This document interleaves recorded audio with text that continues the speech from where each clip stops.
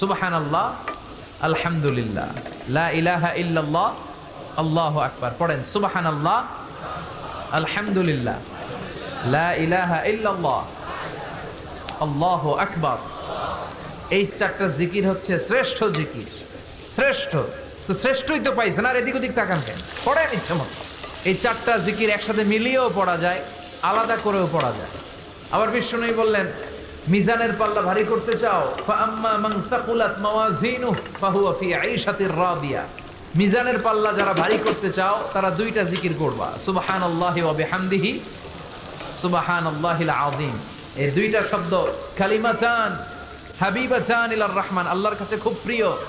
সাকিলাতানি feel Lisan, এই জিহ্বার মধ্যে এই শব্দ দুইটা উচ্চারণে খুব সহজ, খুব পাতলা।